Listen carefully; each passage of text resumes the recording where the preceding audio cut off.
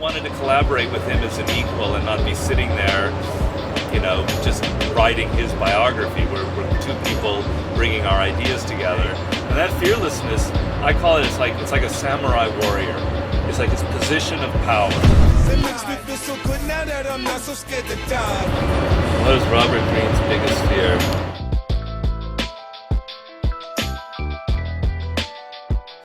Well, you know, I like to work for myself. I like to have control. I worked in Hollywood where I thought people were kind of, a lot of people were jerks, and I kind of hated my life then. I had no power, and I'm most afraid of not having power. I don't like to be working for other people, they're telling me what to do. So that's my fear. It was fun, and the beginning was real fun because for about 3 or 4 months, I was trailing 50 everywhere he went. I went to his house in Connecticut, saw a lot of weird stuff there, you know, that I'm not going to talk about, but there was some amazing stories. I went to his house where he grew up in Southside Queens and met his hustler friends, kind of described to me what life was there on the streets. I hung around in all of his businesses. I spent hours talking to him, and then I took all this information and I went home and I had to write a book. Well, think about it. Think about yourself. You know, you're at your office, and at one point you're getting bored. You don't know what to do. You immediately go to the internet and you start checking things out. You start emailing and stuff. You're at home and you're bored and you can't stand that feeling, so you turn on the TV, you internet, you go see your friends. You're always reacting to your boredom, and you know, everybody does that. I do that. You're gonna have more fun if you get over that fear of boredom and you learn something.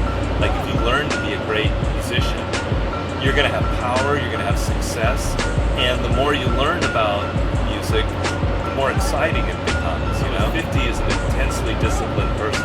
He's not out here smoking pot and, you know, listening to music all day. He works harder than anyone, and I think, you know, that's something people should know about.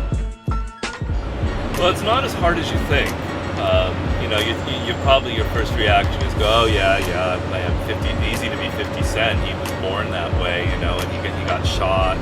How am I ever going to be like that? But that's not true. This book can really, really help you. I've already been using it in talking to people about their problems.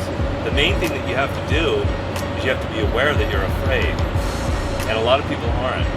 So you're probably thinking, well, I'm really not that afraid. I'm doing pretty good. But in fact, if you're in a job and you're not happy in your job, what's keeping you there is fear.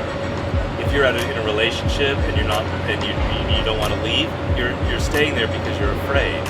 And so the book makes you think about how much fear dominates your life in all of these different ways. I can't take a magic wand and transform you into a fearless person. You have to do it yourself. But this can really, really help you kind of confront the things that you've been avoiding for many years. Why are you wearing a Denver Nuggets shirt, man? Because I put my pasta on. I thought you were a Laker fan. I like the Lakers too, but this right here is what I had to put on after I spilled pasta on. Oh, okay. You're still a Laker fan, though. Yeah, I still, especially when they keep winning. Okay.